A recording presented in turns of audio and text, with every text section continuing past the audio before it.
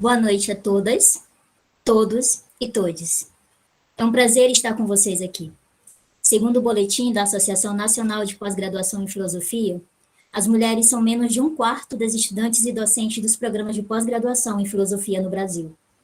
Esse cenário depende, em parte, de uma cultura acadêmica que persiste em reiterar historiografias e representações exclusivamente masculinas. Contudo, é inegável que as mulheres foram influenciadoras e principalmente protagonistas no desenvolvimento do pensamento filosófico e científico de diversas formas ao longo da história. Diante disso, como um passo em direção a uma mudança nesse cenário, é que, com muita alegria e esperança, iniciamos hoje o primeiro encontro brasileiro de filósofas analíticas.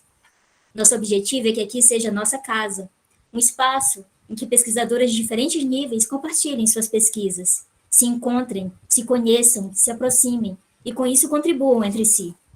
Gostaria de agradecer às minhas colegas Jéssica e Thalita, que, junto comigo, construíram esse evento. Agradeço também ao incentivo e à ajuda constante dos professores Erasson Safra, Ivan Ferreira, César Frederico, Jonas Becker e Jamir Conte. O apoio dos núcleos de pesquisa NELF, UFMA e NEL, UFSC, e de nossos programas de pós-graduação. Também a Rede Brasileira de Mulheres Filósofas e a Sociedade Brasileira de Filosofia Analítica, por acreditarem nesse evento e nos apoiarem. As palestrantes que aceitaram o nosso convite e os inscritos neste evento, nada disso seria possível sem vocês. A artista Inan Gouveia, por nos permitir usar a sua linda obra como ilustração oficial do evento. Obrigada a todos por compartilharem conosco um ideal progressista de universidade. Dito isso, vamos dar início à primeira palestra. Seria razoável nos comprometermos com tudo aquilo que as teorias científicas nos expressam? Diz aí, Débora, da UFOP e a primeira palestrante de hoje. Seja bem-vinda. Ok, muito obrigado. Antes de começar, então, a projetar aqui, né, um slide da apresentação, eu só gostaria de reiterar que, para mim, é um grande prazer estar fazendo parte do evento. Eu acho que a ideia por detrás é muito legal e o que está sendo aqui trazido é muito necessário, que é essa tentativa de divulgar pesquisas que mulheres fazem na filosofia. E pelos resumos que eu pude ver também, são assuntos interessantíssimos, então, não só por conta da representatividade, mas acho que também por conta do conteúdo de tudo que a gente vai poder ver aqui. Então, vou começar a projetar aqui os meus slides e aí vou tentar responder essa questão que eu coloquei aí como título da apresentação.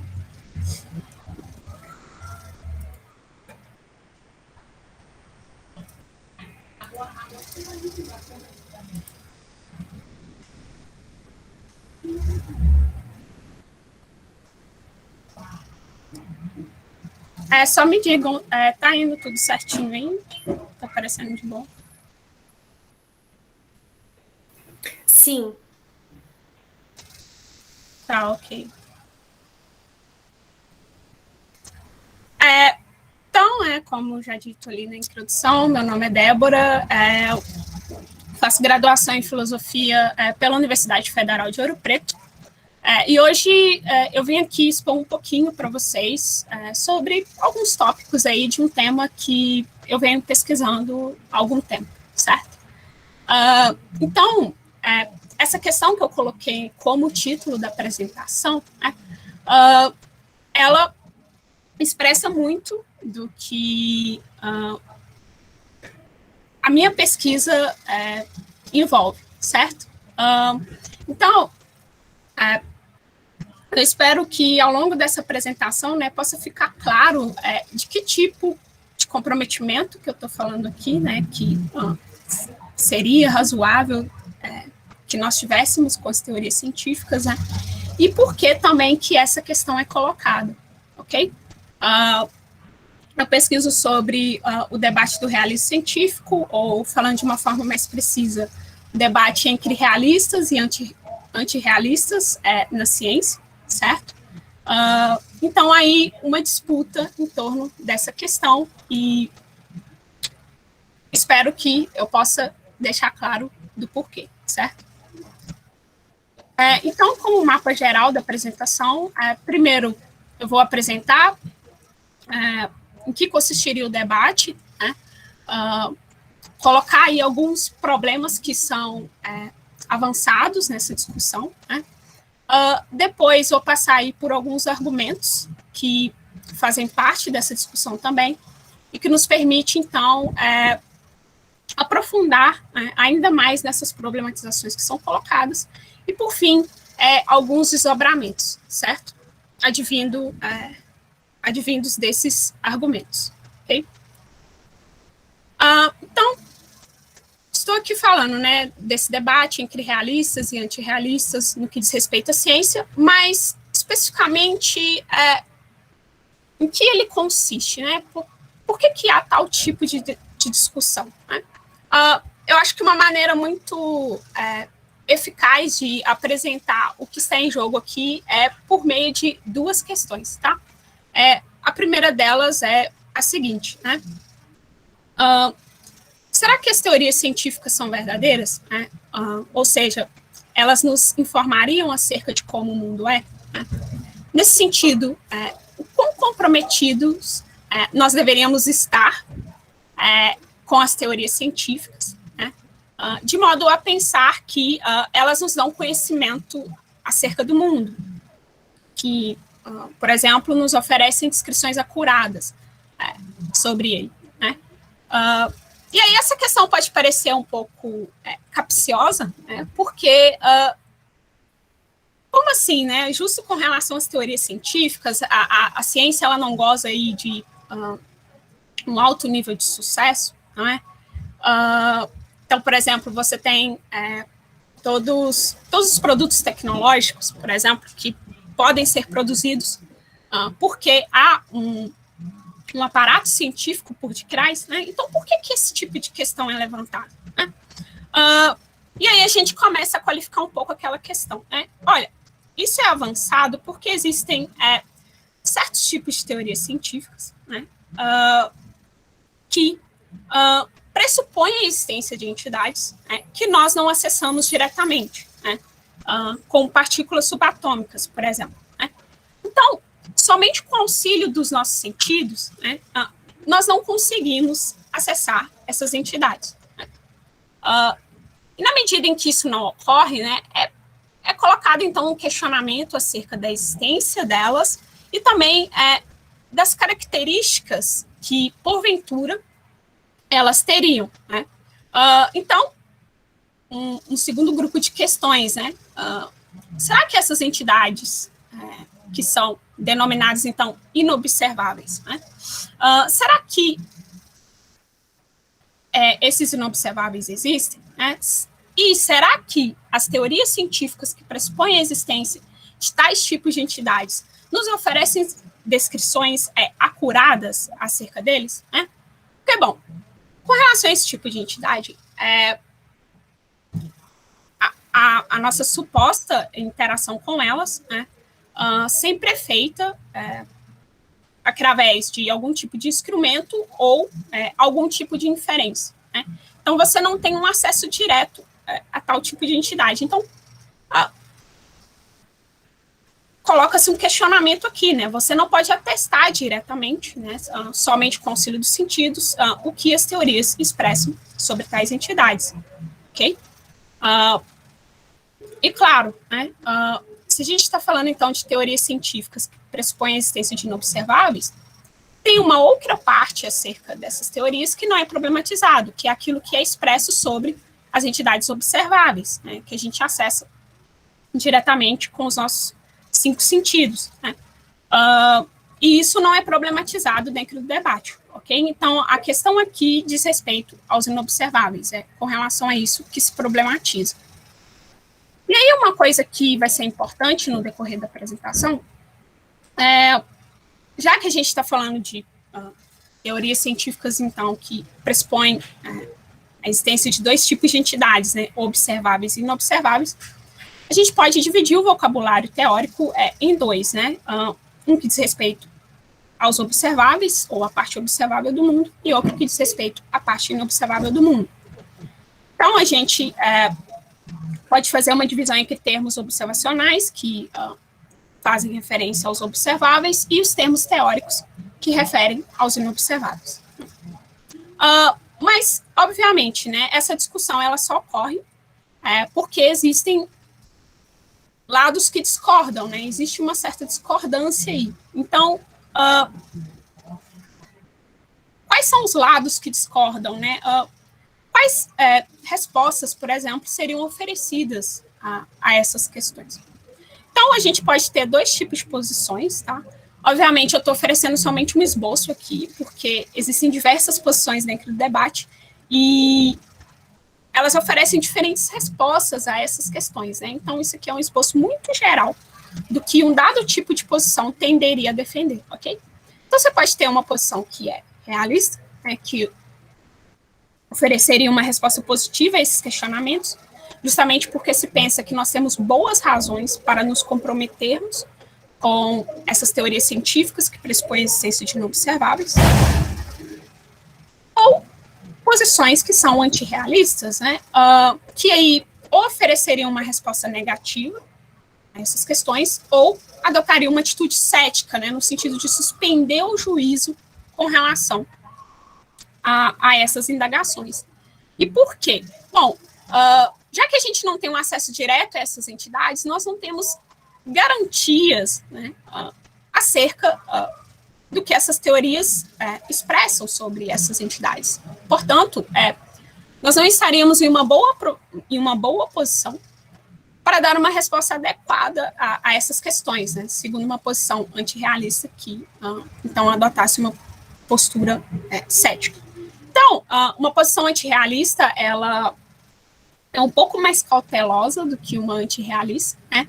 E o único comprometimento que haverá aqui é com aquela parte dessas teorias que diz respeito ao observável. Com relação a isso não é problematizado, porque a gente pode atestar diretamente o que está sendo expresso ali, mas com relação ao que é expresso sobre os inobserváveis, se adota uma atitude de cautela. Okay? Então, esse é o panorama geral do debate, e agora eu vou passar aos argumentos, certo? O primeiro é o argumento do milagre, no qual a gente vai ter uma defesa de ideias gerais que um realista científico poderia defender, por exemplo, né? E existem duas versões célebres desse argumento, né? Uma apresentada pelo J.G.C. Smart e outra pelo Hilary Putnam. Né? Mas, de modo geral, a gente tem que notar o seguinte: o tipo de raciocínio que está por detrás desse argumento é uma inferência a favor da melhor explicação. Então, o que vai ocorrer? Né? O realista ele vai partir de um fato, uma coisa bem estabelecida, e vai extrair uma conclusão a partir daí, alegando que, bom, essa conclusão é a melhor explicação para esse fato, então, por isso, essa conclusão deveria ser inferida. Né? O fato é o sucesso das nossas melhores teorias científicas. Né? E aqui eu não estou nem falando daquele sucesso prático, né? Mas sim um sucesso que pode ser entendido em termos de 3 itens, né?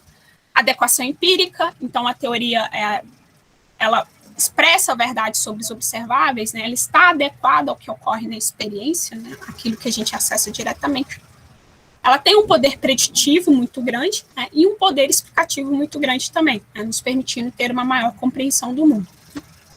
E aí, com isso, tanto os realistas como os antirrealistas concordam. Mas aí, o realista coloca o seguinte: olha, isso não vem de graça, né? Isso não acontece do nada. Tem uma razão por detrás disso.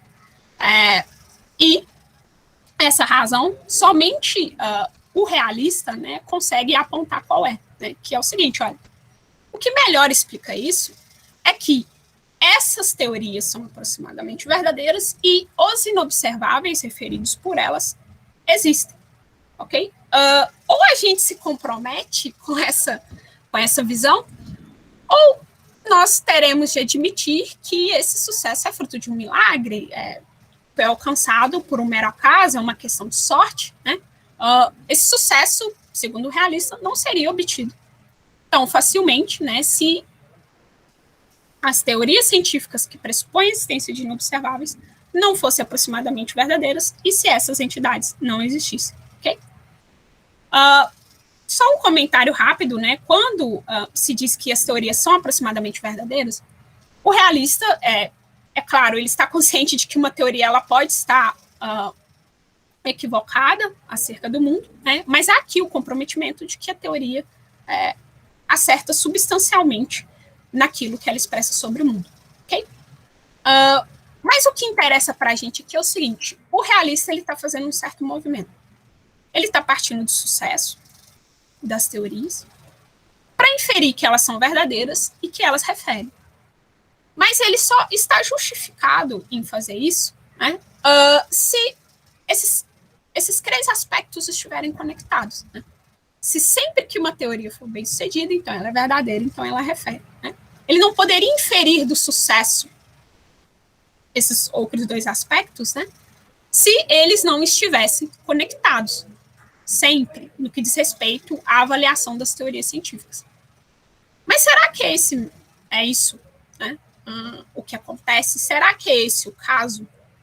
E é aqui, justamente, que aparece o argumento que é avançado pelo lado antirrealista, né, denominado meta-indução pessimista, né, onde se mostrará que, bom, se a gente partir do sucesso e olhar para a história da ciência, a gente não poderia ser tão otimista como o realista é. Né?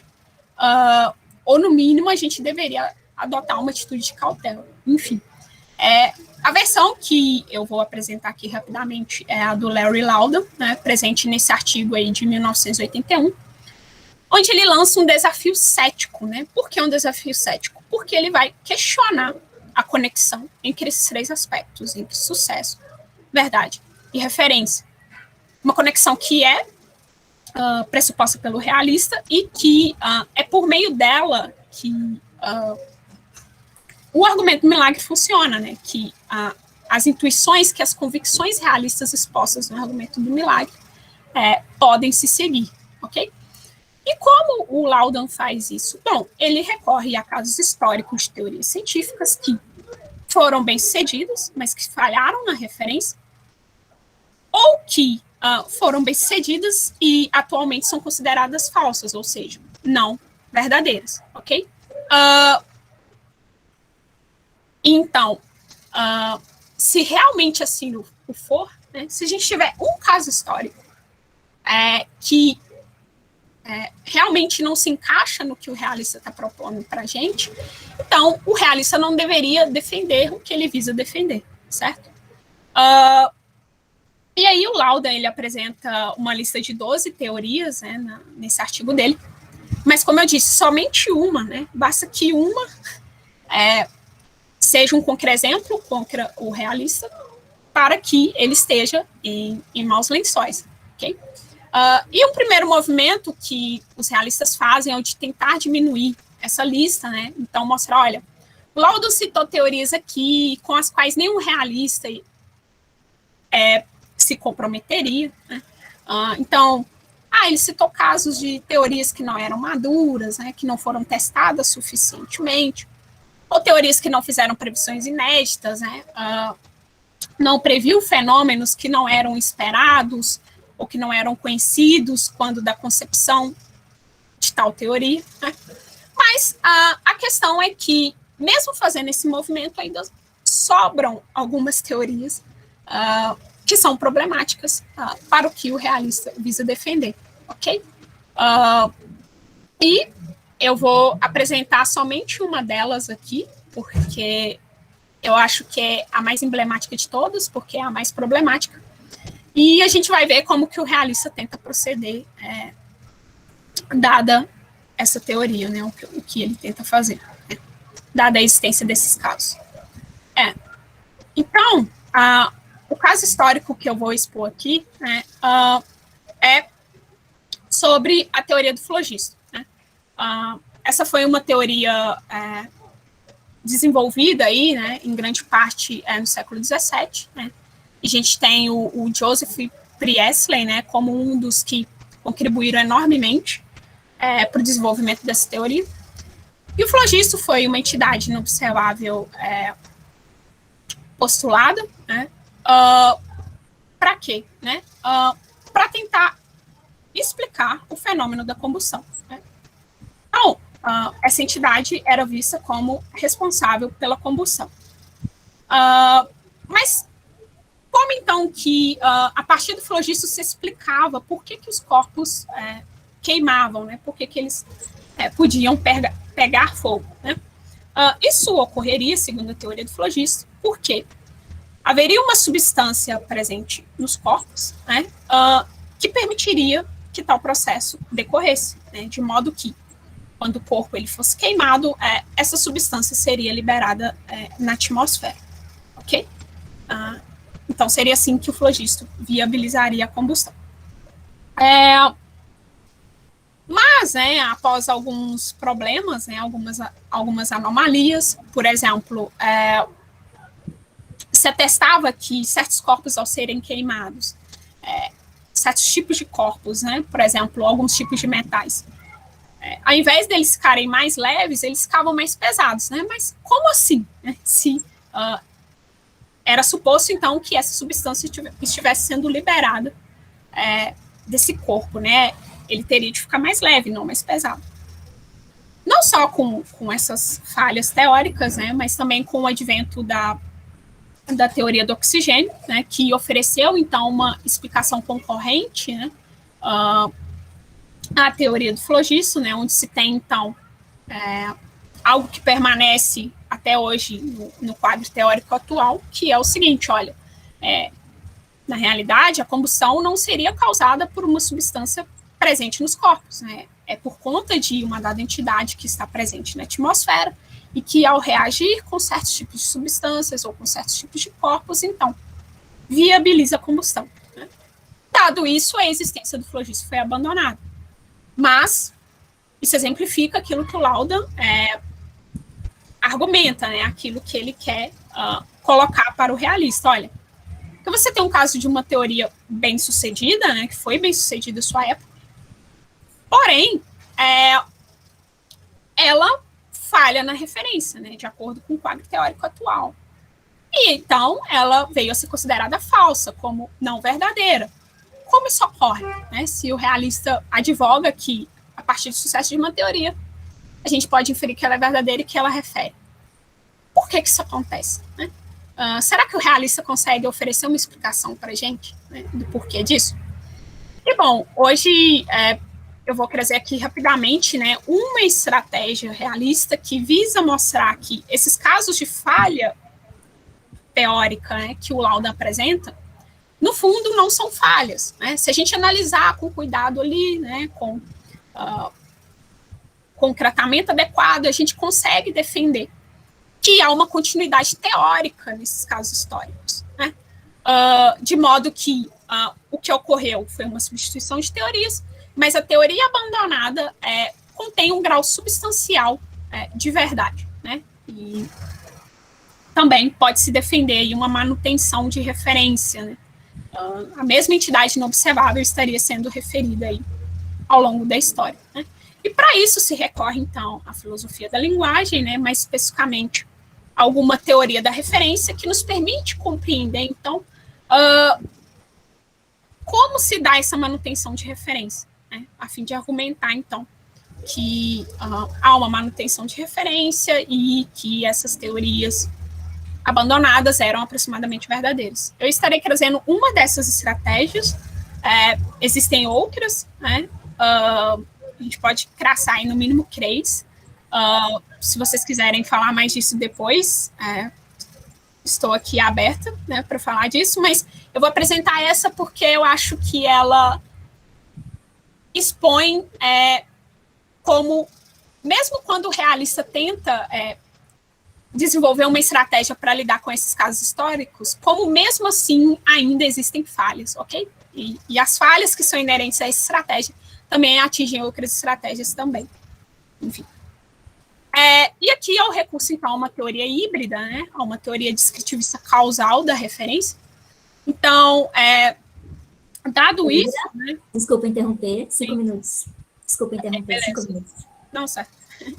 Então, se entende o seguinte, olha, para que haja uma referência, né, então, se a gente fala de um termo, né, Não basta que esse termo tenha sido associado a um certo objeto, antes é preciso que certas descrições mínimas que são atreladas a esse termo sejam satisfeitas também, né? Justamente para que se possa identificar adequadamente, né, qual seria o objeto de referência desse termo, ou assegurar a referência, né, de uma maneira não arbitrária, né? O que acontece no caso das entidades inobserváveis é o seguinte, a gente não tem um acesso direto às entidades inobserváveis. Então, quando se atribui um termo teórico, né, um termo que faz referência aos inobserváveis, né, quando se introduz um termo teórico na linguagem, não é possível apontar diretamente para a entidade, né, que é o referente desse termo. Então, o que se faz? Se aponta para um fenômeno observável, ok? Que seria supostamente causado por essa entidade não observável. E aí, então, se delimita, olha, o referente desse termo teórico é essa entidade que supostamente causa certos fenômenos observáveis. E aí, como a gente está falando de uma teoria híbrida, também são avançadas certas descrições mínimas que delimitam por qual razão essa entidade causaria esses fenômenos, né? Então, essas descrições mínimas delimitariam quais são as características que essa entidade tem para que ela cumpra um dado papel causal, ok? Para produzir certos fenômenos observáveis. Então, tendo um panorama muito breve de como funcionaria uma teoria híbrida da referência no que diz respeito aos inobserváveis, se a gente analisa lá nesse livro aqui, né, do States Piscillus, né, a gente tem um recurso a essa teoria da referência. Também existem outros filósofos, mas ele tem uma posição mais robusta. E o que ele defende é o seguinte, olha, existiria uma continuidade teórica se ocorresse uma manutenção das descrições causais centrais entre os termos teóricos em questão, né? Então, quais são esses termos teóricos em questão? São os termos teóricos que pertencem às teorias em jogo em um dado caso de substituição teórica, ok? E eles cumprem, então, o mesmo papel explanatório em ambas as teorias, né? E se a gente tem, então, uma manutenção das descrições atreladas a esses termos, né, que delimitam por qual razão uma dada entidade causa certos fenômenos observáveis, nós poderíamos defender aqui que há uma continuidade de referência, ok?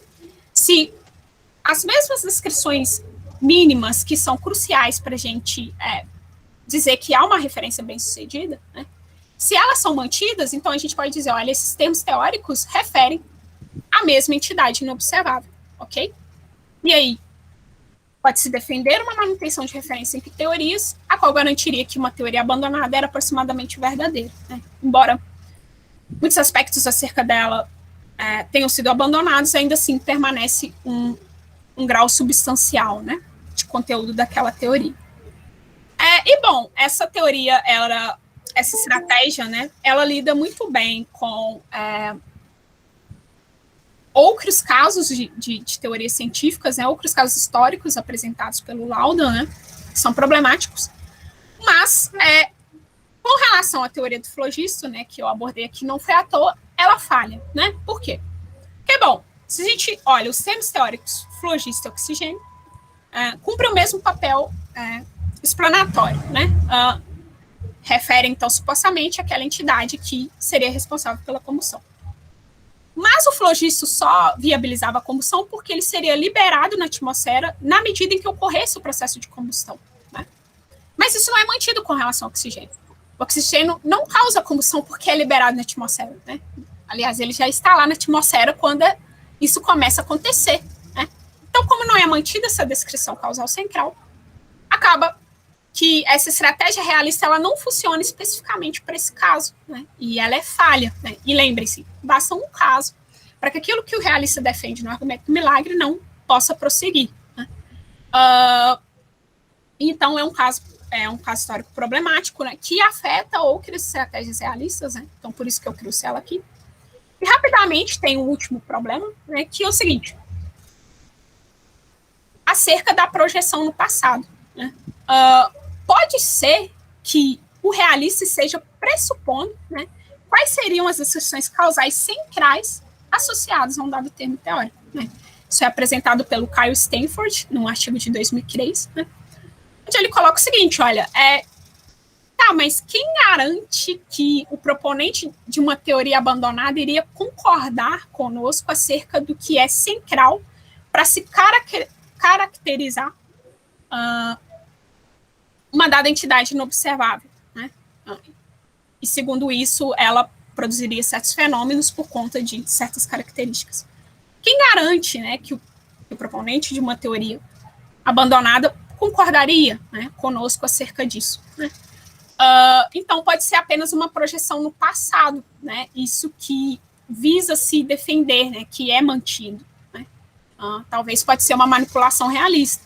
E aí, um outro ponto, né, a gente poderia tentar responder, não, mas no quadro teórico atual, a gente é capaz de apontar por que uma dada entidade causaria uma certa gama de fenômenos, né?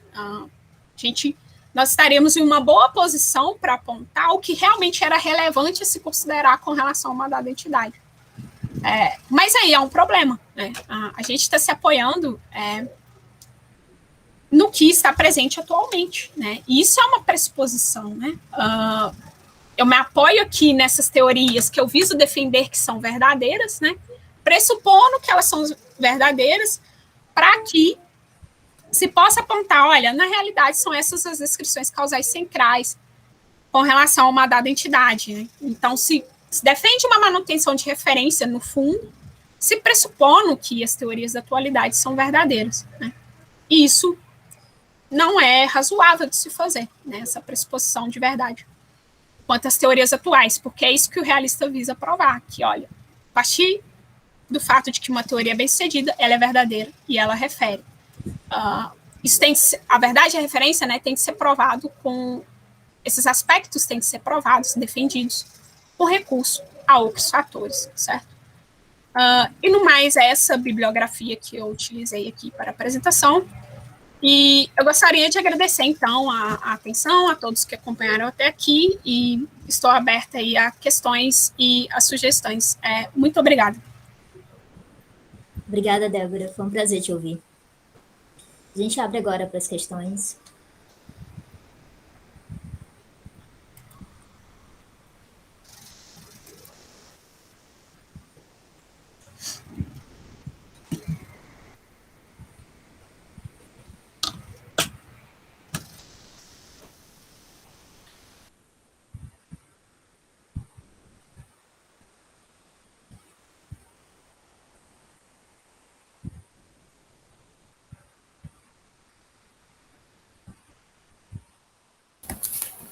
Parabéns, Débora. Não sei se você está me vendo. Eu vi sua outra apresentação no workshop lá, que a gente participou. Você falou um pouco disso, né? E muito interessante. Fiquei pensando. Já que ninguém falou ainda ali, ninguém colocou nada ali, quando você estava falando agora desse lance de olhar para o passado a partir de uma teoria atual, assim, eu me lembrei de um texto do Kuhn que eu li esses tempos, naquele livro, O Caminho desde as Estruturas, que é um livro que tem os textos novos do Kuhn. Ele fala uma coisa assim, sabe? Só que eu não sei agora direito a posição dele, honestamente não me recordo. Mas quando você falou, eu lembrei dele na mesma hora, que ele fala sobre como você olha para uma teoria anterior, assim, enquanto historiador, né? Sem estar pressupondo o que a gente já sabe agora, né? Mas confesso que eu achei aquele texto complicado. Acho que foi eu tinha 2 textos para ler lá que meu orientador me sugeriu, né? E um deles até comentei com ele que tinha sido complicado. E eu acho que até é esse que ele fala disso, assim, fala um pouco de filosofia da linguagem, essas coisas, assim. Não sei se você já leu esse texto, mas eu achei bem interessante o que ele fala lá. Não li, né? O Thomas Kuhn também tem trabalhos, né, bem provocantes no que diz respeito a esses aspectos de continuidade teórica, né? Sim. Mas quais são os textos em específico? Só para... Eu não me recordo o nome, mas eu tô com um livro aqui. Eu vou pegar e depois vou enviar para você. os dois títulos, porque é que o livro está aqui, mas está longe de mim. Se não pegava agora para você. Eu já ouvi o título desse livro. O Ivan tá aqui, né, Ivan? Se você lembrar do nome, acho que ele não vai lembrar do nome do capítulo do livro. Mas é O Caminho desde as Estruturas. E aí tem vários textos do Kuhn lá, mas depois eu deixei anotado e depois eu posso te enviar, porque é muito bom. Assim, você fica. Ele fala sobre uma coisa assim. Ele meio que, se não estou enganada, ele vai falar algo assim: olha, a gente consegue sair do que a gente tem atualmente e pensar a partir daquela teoria lá. Ele até fala da sensação dele quando ele começou a pensar de acordo com a teoria anterior e como ele via as coisas de forma diferente. Então, supostamente ele conseguiu sair do nosso atual e ir lá, mas isso enquanto historiador, eu acho, né? Então, mas é muito interessante, muito legal. Eu queria te perguntar outra coisa, eu sei que tem gente levantando a mão, vou acabar já.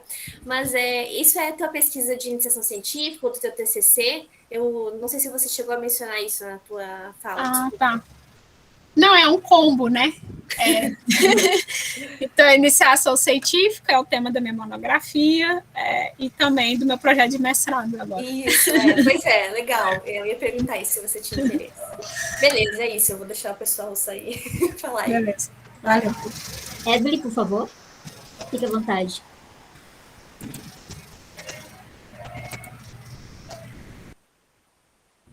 Seu microfone, Evelyn. A gente quer ouvir sua voz. Foi mal. Gostei bastante da apresentação, achei interessante a maneira que você passou pelos argumentos. Eu ia perguntar sobre se você conhece um texto do Peter Lipton. Ele tem alguns textos que falam sobre inferência melhor explicação, e ele fala sobre inferência melhor explicação quando a explicação é suficientemente boa. E aí eu acho que uma resposta a esse caso do flogisto é que a teoria do flogisto não seria suficientemente boa para ser considerada a melhor explicação nesse caso. E aí talvez seria uma resposta possível a esse problema para o realista. Não sei se você já pensou sobre isso. Sim. É porque ali... sim, só que aí, se você admitir isso, então você perde o aspecto de continuidade teórica, porque o flogisto não é a melhor explicação para esse tipo de fenômeno. Ok. Mas, e aí? Por que o realista... A questão é toda essa.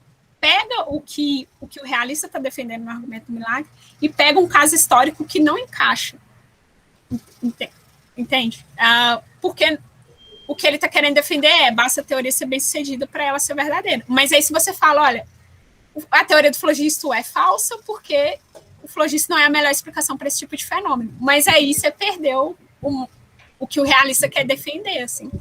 Não, então, mas a ideia seria que, se você tem uma teoria que não é suficientemente boa, ela nem vai passar pelo filtro realista de você tentar se comprometer com as entidades que aquela teoria apresenta. Então, se a teoria do flogisto sempre foi um pouco falha, então ela nem seria considerada uma teoria boa o suficiente para você investir seu realismo nessa teoria, digamos assim. Sim. Não, o pior é que a teoria do flogista encaixa.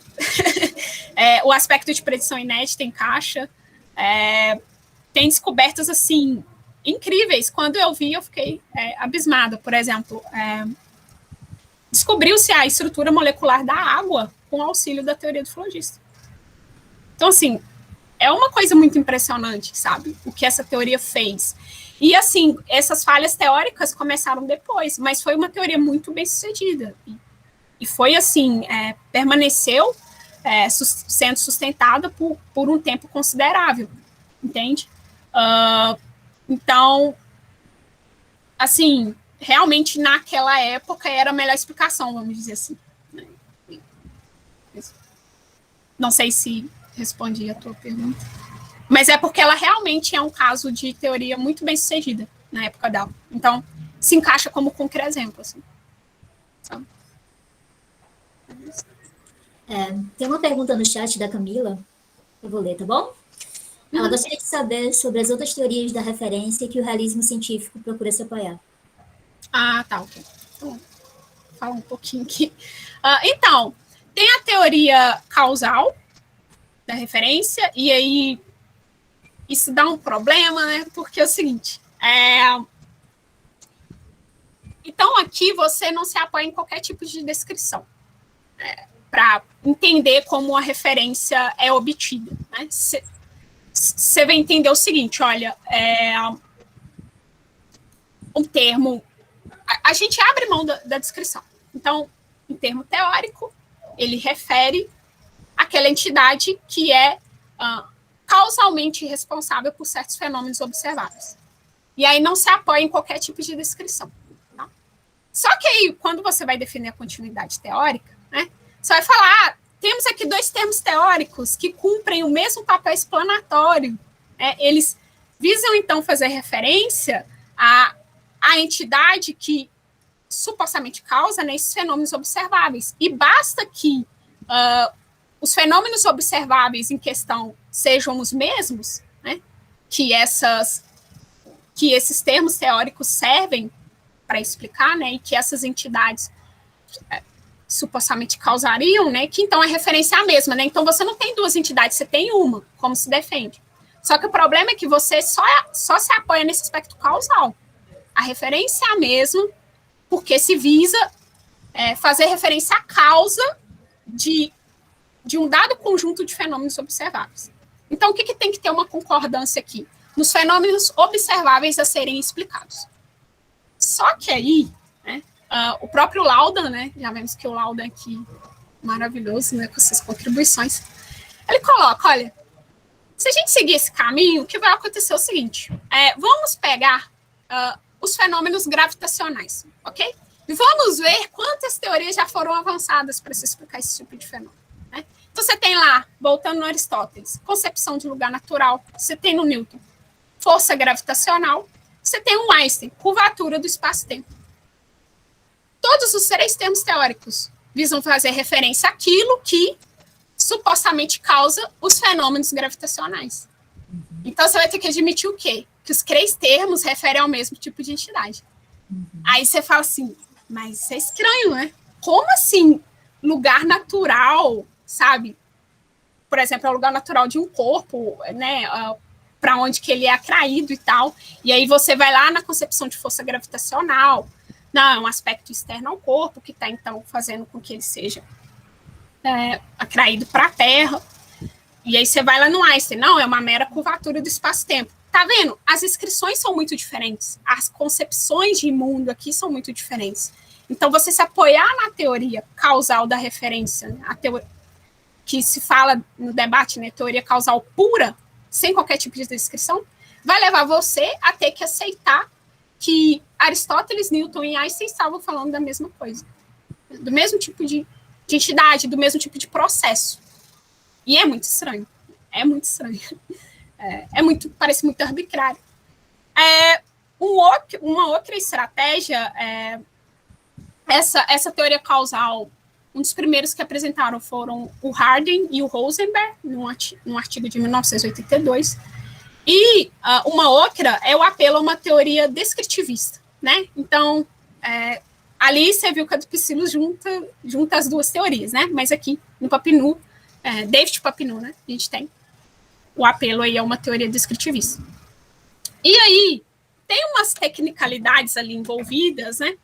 Mas a ideia é o seguinte, olha, se grande parte das descrições atreladas a um dado termo teórico foram mantidas com relação a um termo teórico posterior, que cumpre o mesmo papel explanatório, então, daí a gente pode falar que essas duas teorias, né, que estão presentes no caso de substituição teórica, a gente pode dizer, olha, essa teoria abandonada era aproximadamente verdadeira, porque muitas das descrições delas foram mantidas em uma teoria posterior. Só que isso aqui está se apoiando numa teoria descritivista da referência, não é? E o que acontece? Se pelo menos uma descrição não é satisfeita, se uma descrição é abandonada, então há uma falha de referência. E aí o que o Papineau visa defender a teoria abandonada era, sim, aproximadamente verdadeira, embora tenha falhado na referência, né, porque ao menos uma descrição foi abandonada. Claro, ele tem que recorrer a um aparato técnico, né, porque como você vai falar aqui um corpo de sentenças, né, esse conjunto de sentenças, ele tem valor de verdade, sendo que ele não refere, né? Isso se faz recorrendo às sentenças Ramsey, né? Que são um modo alternativo de se expressar teorias científicas, né? Onde você consegue mostrar que, apesar dessa falha na referência, é possível defender ali a verdade aproximada, né, da teoria. Porque, bom, se você expressa uma teoria por meio de uma sentença Ramsey, você não cita o termo teórico nas descrições. Você vai expressar uma teoria por meio de várias descrições, e onde o termo teórico estiver presente, esse termo teórico não será citado, né? E aí, qual que é o mote, então? Olha, o significado desse termo teórico, ele está diluído nessas descrições.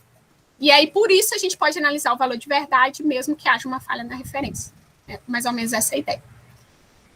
Tá, então, defender que a teoria abandonada é aproximadamente verdadeira, mesmo tendo falhado na referência.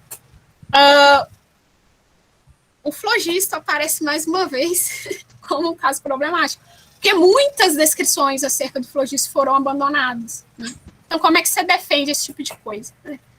E, aliás, com relação a isso, que esse tipo de coisa que eu vou lá expor na minha monografia, né? Então, a minha monografia diz respeito especificamente a essa estratégia que recorre a uma teoria descritivista da referência, mostrar lá por que não funciona, né? É isso, assim, de modo geral. E aí, é claro, tem estratégias que não só pressupõem teorias da referência, mas outros aparatos ali de lógica e tal, mas aí já é uma coisa mais avançada, mas basicamente a gente tem esses 3 tipos de estratégia, assim, sabe? Ok. O Gesi também gostaria de fazer uma pergunta. Cadê você? Acho que vai usar o chat. Acho que tem um monte de gente na minha frente, se alguém quiser fazer antes. Tem uma pergunta da Gisele, ela pergunta se não seria... como não cometer anacronismos nessas análises? Então, acho que aquela questão, né, da projeção, né, que se coloca. Realmente é uma coisa complicada. Como é que a gente sabe que não está pressupondo certos tipos de coisas, né? E, assim, o engraçado... Eu não citei, né, na hora que eu estava apresentando, mas tanto o Psyllos como o Kyle Stanford, eles fazem um estudo dos casos históricos. E aí o Stanford, ele apresenta, ele cita mesmo, olha, com relação à teoria do éter, por exemplo, né, a gente tem que uma descrição causal central, né, com relação ao éter, não foi mantida, né, e o Psyllos, ele defende que foi mantido. Então, você tem um desacordo acerca da interpretação, né, desses documentos históricos, né. Então, assim, é uma coisa realmente bem problemática. Eu acho, assim, eu não sei como se poderia evitar isso. Gesi, por favor, é você. Natália, tem um Amon. Amon antes. Tem um Amon que levantou a mão. Eu não consigo ver a mãozinha. Ah, o Amon, desculpa, amor. Te ignorei, mas te amo. Oi, tudo bem? Eu sou a Amon e deixa eu ver. Então, eu não sei. Primeiro, muito obrigado pela apresentação, Débora. Achei muito legal. É um tópico que me interessa bastante, embora não trate muito diretamente. E eu queria saber se você já se tratará, ou como é que que me lembrou muito quando você falou daquela estratégia, né, dos realistas, né, da continuidade. Me lembrou muito do realismo estrutural, e aí, né, que você teria continuidade de estruturas, e não necessariamente por outros termos, e inclusive porque, no caso do flogismo, ingenuamente, pelo menos eu concebo, tipo, ok, a gente ainda tem em nossas teorias coisas que você poderia, né, que tem a mesma forma, né, você pode formar um isomorfismo, alguma coisa assim. E se tem algum contra-argumento, né, antirrealista ao realismo estrutural. É isso mesmo. Obrigado. Ok, obrigado pela pergunta, né. O realismo estrutural é uma posição específica dentro do debate, né, então o que eu abordei ali foi uma estratégia de resposta, então não é muito bem uma posição tão robusta assim. Agora, o estruturalismo é uma posição robusta dentro do debate.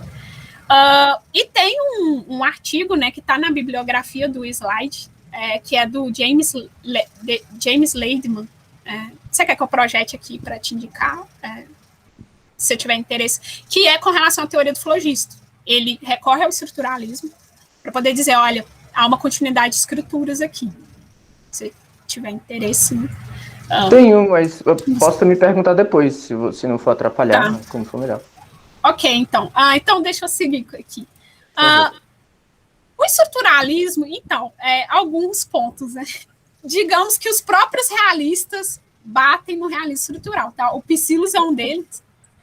É muito engraçado, porque, assim, vários argumentos do Psílus, eu fico, assim, gente, chocada, né? Vendo lá ele com vários argumentos contra, né? Mas, por exemplo, o que são estruturas? É um primeiro... Ok. É um primeiro problema. São descrições, são equações. Né? Você não tem ainda muito bem delimitado o que seriam essas estruturas, né? Porque a ideia é o seguinte, olha, as nossas teorias, elas, de certo modo, espelham a estrutura do mundo.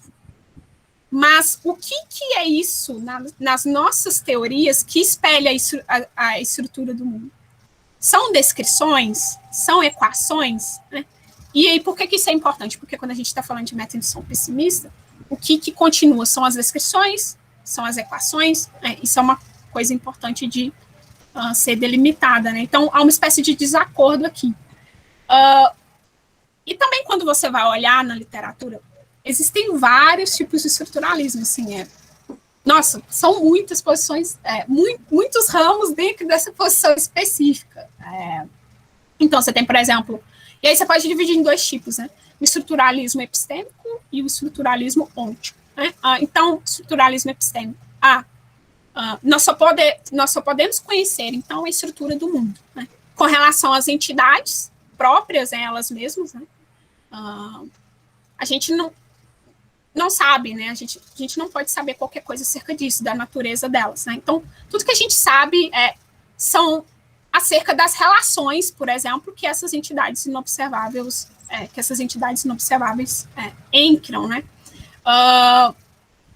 E aí, quando a gente está falando de estruturas, né, seriam, então, essas relações, né, no mundo, relações entre, talvez, as entidades. Por quê? Porque o estruturalismo ôntico, o que você tem? Só a escritura. Né? Então, aí você já fica assim, como assim só existem relações? Não existem entidades que fazem parte dessas relações, entende? Não, isso é interessante, e eu acho que eu sou muito suspeita para também gostar disso, porque eu estudo alguns tipos de metafísica que não supõem substâncias como primitivas. Então, nesse sentido, pode ser bastante interessante. Assim, não tem esse problema de você aceitar o realismo ôntico tendo só relações, etc. Porque, no fundo, tudo o que você teria são só estruturas, né, organizações dinâmicas, então, que é a metafísica de processo. Né? Mas muito, muito obrigado, muito interessante. Nada, é isso, agradeço pela pergunta. Jay-Z, agora é você. Obrigado, Débora, pela apresentação. Eu achei muito, muito interessante. A minha pergunta diz respeito ao conceito, ao que significa causal, quando a gente fala em teoria causal histórica. Qual é o causal aí, né? Porque eu conheço um pouco mais da literatura da filosofia da linguagem e um pouco menos essa parte da recepção dessa teoria na filosofia da ciência. Então, eu não conheço Psílus, não conheço Papineau e tal. Mas eu tenho a impressão que isso é uma ambiguidade já no Kripke, né? Quando ele fala em... você tem um batismo, um certo vínculo causal entre... talvez ostensivo, né? Eu estou batizando uma entidade através de um nome próprio, né? Então eu vinculo através de uma relação que é causal num sentido muito simples, no sentido de que eu estou olhando para a coisa, eu estou em contato com uma amostra e tal, né? Então, talvez o causal esteja aí, né? Quer dizer, eu tenho contato direto. Eu entendo que é mais ou menos assim que Putnam interpretou a teoria quando ele fala sobre água, né? E água necessariamente ser H2O, que você tem vamos dizer, uma vinculação causal de uma espécie de um ato de batismo da água, se é que a gente pode imaginar algo assim, através do qual você vincula, então, aquele nome e aquela referência. Mas me parece que você estava falando num sentido um pouco diferente de causal aí, né? Você estava se referindo, por exemplo, ao que causa determinado fenômeno, né? Ou, por exemplo, combustão. Então, o que é causalmente responsável por produzir aquele fenômeno é o que eu vou batizar com esse termo. Seria isso?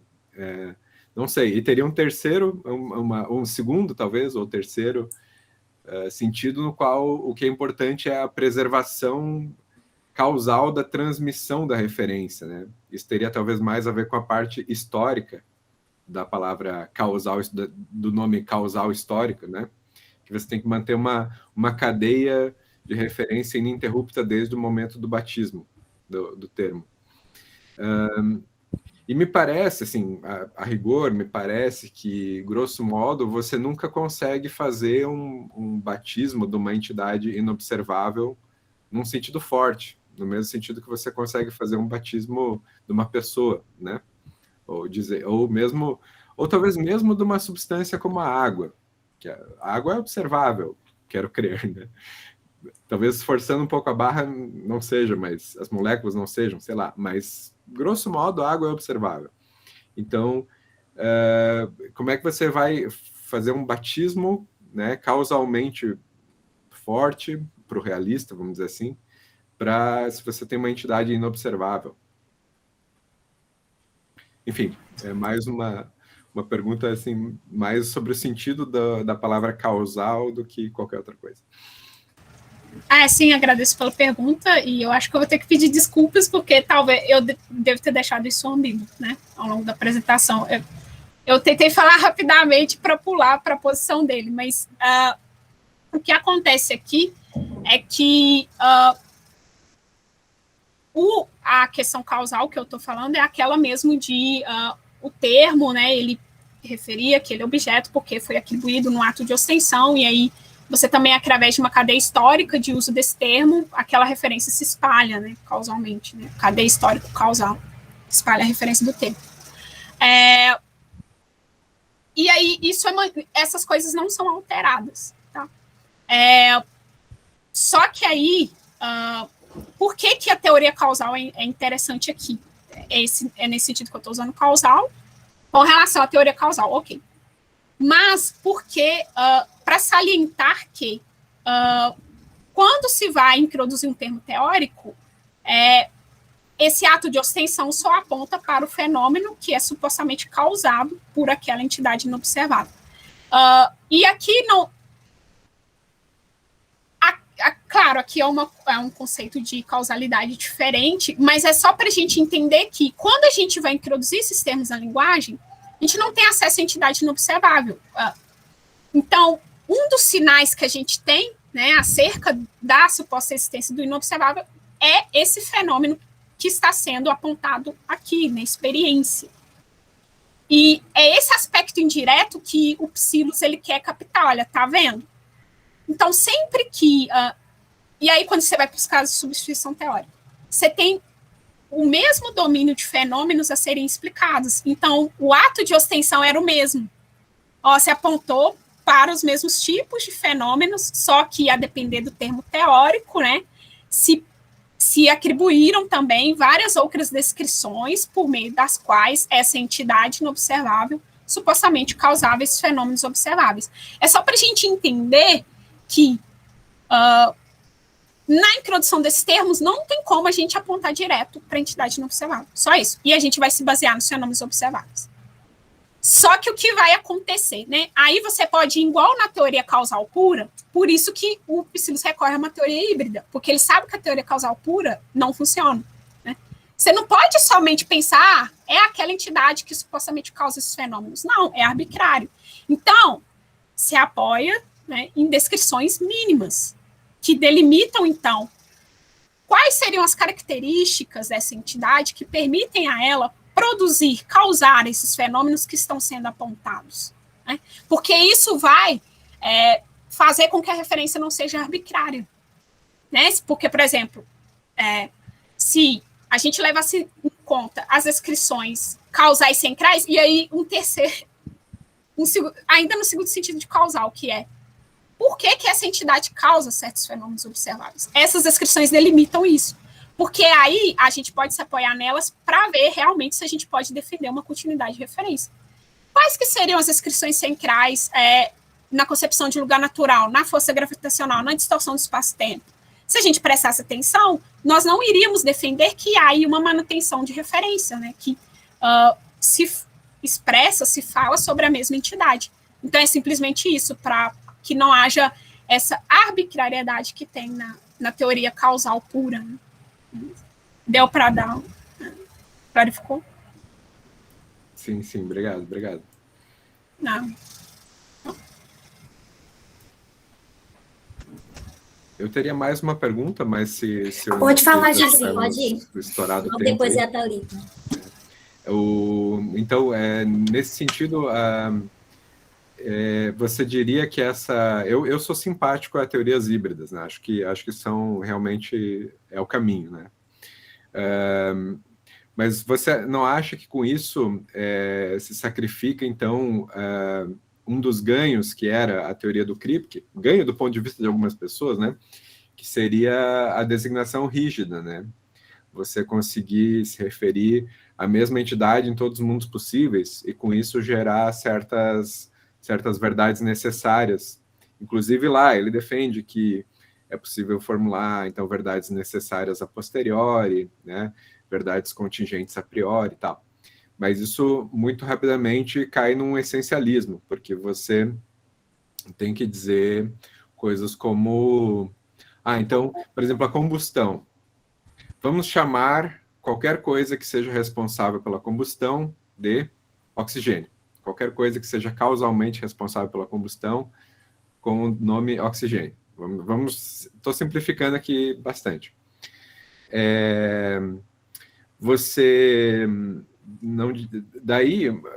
Mas não necessariamente, não é uma verdade necessária que o oxigênio, o que a gente conhece hoje como O2, né, a molécula de oxigênio e tal, seja efetivamente responsável, causalmente responsável pela combustão. A gente poderia imaginar um mundo possível no qual aquilo que é causalmente responsável pela combustão é o flogisto, efetivamente, né? Então eu me pergunto se talvez eu não esteja entendendo direito a proposta híbrida do Psilos, mas me parece que ela é um pouco mais fraca, se torna um pouco mais fraca que a rigidez. Pode garantir uma certa preservação da referência, mas não é rigidez assim, 100%, rigidez, todos os mundos possíveis, né? Esse tipo de coisa. Eu acho que talvez isso acontece porque o Psilos ele não está preocupado com isso, assim, com essa questão do essencialismo, não há esse tipo de comprometimento, entende? Então, para ele não seria, não haveria problemas aqui, entende? Porque realmente não sobre essa questão aí não se tenta realmente defender qualquer tipo de coisa, certo? Então, seria isso, assim. Beleza, obrigado. Thalita, por favor. Então, Débora, eu achei o texto, eu fui procurar o livro. Eu tinha mencionado 2 textos, na verdade, quando eu falei, e daí o Ivan colocou ali, e o outro, o que ele colocou que eu achei mais difícil, mas o que eu achei, que eu mencionei ali, que o Kuhn dá uma viajada no texto, é outro, né? Eu botei o título aí pra ti.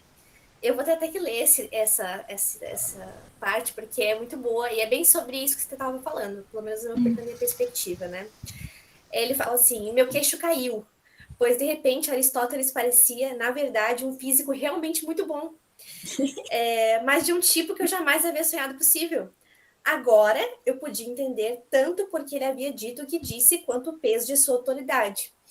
Então, assim, esse texto é interessante porque é como se ele tivesse chegado, assim, num momento que ele conseguiu transcender o que é atual, o que ele entendia, porque um trecho antes, assim, na página 26, ele tá falando que, poxa, como é que o cara conseguia pensar uma coisa dessa, tal? E depois ele diz isso. Então, assim, claro, aí até fala ali, as coisas foram se encaixando, etc. Então, parece que ele achou um jeito, né, de olhar para a história sem cometer anacronismo, vamos dizer assim, que foi o que foi mencionado ali antes, né? Um jeito de você... E eu acho que é interessante pensar nisso, né? Eu acho que se a gente... É meio perigoso a gente ficar achando que toda vez que a gente olha para a história, a gente está cometendo anacronismo, assim, não sei. Senão a gente nunca pode olhar para trás, né? Analisar coisas que já passaram, assim. Então, não sei, fico com isso na cabeça. E aí, mencionei o texto para você, mas depois posso te mandar por e-mail também. É muito legal. Esse texto é muito bom. É diferente do outro. O outro é mais difícil. É menos legal e mais difícil, para mim, pelo menos. E outra coisa que eu queria perguntar para você, para encerrar, né, porque já está dando nosso tempo, é que eu estava ouvindo você e tal, mas agora eu estou pensando aqui, assim, que posição você quer adotar no fim das contas, assim, porque você está falando, né, que aquela posição realista lá não dá conta, tal. Daí tem o Psilos, pelo que eu sei, é realista, né? E aí eu fiquei me perguntando se você vai trazer... Pode ser que você já tenha, né, já tenha colocado, eu acabei não prestando atenção, mas pessoas críticas, assim, ao realismo. Porque você vai defender alguma forma de realismo? Você está pretendendo defender um tipo de realismo, no fim das contas, ou não? Porque eu fiquei confusa. E aí eu fiquei pensando, quem me lembrou muito foi o Von Frassen, porque eu estudei um pouco o Von Frassen. O Von Frassen é um crítico, assim, muito rígido, né, dos realistas, assim. E ele tem uma seção no livro dele só para falar mal dos realistas. Quer dizer, cada subseção daquela seção é um argumento dos realistas que ele supostamente desmonta, né? Então, eu ia dizer para você que, né, se você já olhou, não sei, assim... Também tem críticas do Psilos ao Von Frassen, várias, né? Eu ia olhar, não cheguei a olhar. Mas, enfim, é isso. Queria saber qual é a sua... O que você está pretendendo? Eu não acho que não peguei bem. Eu entendi, assim, as coisas que vão acontecendo, que você foi levando, mas no fim das contas, o que vai acontecer? Eu tenho essa mania, né, de apresentar e não falar o que eu defendo. Mas é porque eu acho que a impressão é que o realismo científico, ele é a posição mais intuitiva que as pessoas têm. Só que quando você começa a analisar os argumentos antirrealistas, né, aí a coisa começa a complicar, né? Você não consegue responder direito, assim. Então eu gosto muito de motivar essas questões antirrealistas, assim, sabe? Mas, enfim, o que eu tenho trabalhado é o seguinte: tem uma outra estratégia que também recorre a teorias da referência, mas é uma coisa um pouco mais complexa, porque envolve umas considerações aí de lógica, por exemplo, né, que eu estou desenvolvendo com um colega, né, que é o Gabriel, lá de Londrina, e aí, com relação à teoria do flogista. Problema com relação a essa posição, projeção no passado. Né, tem a mesma questão da projeção no passado lá, né, então, e aí a gente, né, tentando ali ver se realmente consegue fazer... O que a gente tira dali, né, dessa análise. Na minha monografia, eu vou meio que... olha só, né, eu vou mostrar, olha, essa posição realista que não funciona, né, que é a do Papineau. Mas aí, no mestrado, eu realmente quero focar na teoria do Psilos.